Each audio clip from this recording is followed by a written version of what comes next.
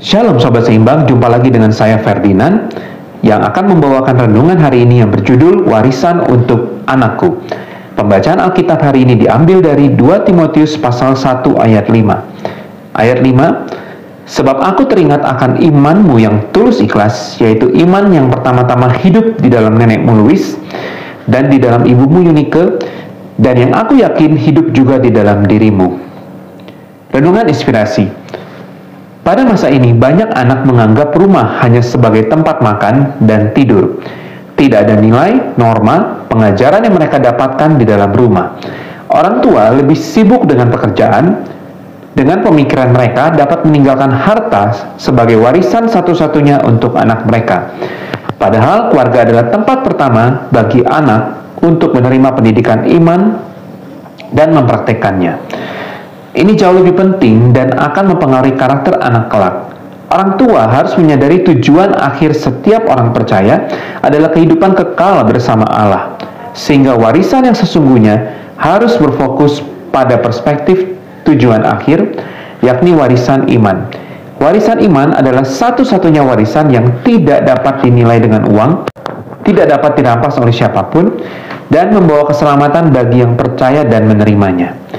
William Franklin Graham dan Moro Graham adalah contoh orang tua yang berhasil meneruskan warisan iman dengan terus membimbing anaknya dalam praktik berdoa bersama, pembacaan firman Allah, dan setiap beribadah di gereja.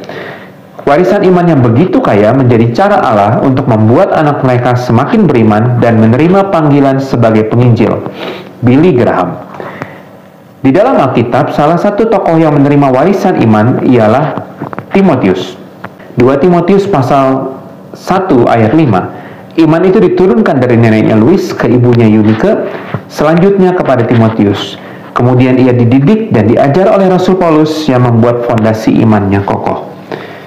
Bagaimana orang tua dapat mewariskan iman dalam kehidupan sehari-hari? Orang tua tidak bisa hanya mengajar anaknya melalui teori-teori, tetapi harus mempraktekkan imannya sendiri dalam setiap aspek kehidupan. Seperti saat menghadapi masalah, ketika mendapat berkat, ketika melihat orang lain kesusahan, dan aspek lainnya yang didasarkan pada ajaran firman Allah. Dengan demikian, anak melihat bagaimana iman harus dipraktekkan dan diteruskan kepada generasi selanjutnya.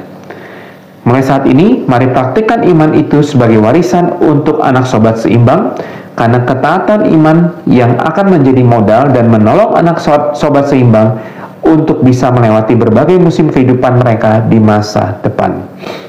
Tantangan 1. Berdoa bersama pagi hari sebelum melakukan aktivitas lainnya. 2. Ajarkan firman Tuhan kepada anak sobat seimbang, paling tidak 1 ayat setiap hari. 3. Bersama-sama bersyukur dan memuji menyembah Tuhan sebelum tidur. 4. Beribadah bersama ke gereja setiap minggu. Jurnal 1. Apa warisan yang paling berharga untuk anak sobat seimbang? 2. Maukah sobat seimbang mulai mempraktikkan iman kepada anak sobat seimbang? Dan bagaimana caranya? Hikmat hari ini. The greatest legacy one can pass on to one's children and grandchildren is not money or other material things accumulated in one's life, but rather a legacy of character and faith. Billy Graham. Warisan terbesar yang bisa diwariskan kepada anak cucu bukanlah uang atau materi lain yang dikumpulkan dalam hidup, melainkan warisan budi pekerti dan keimanan.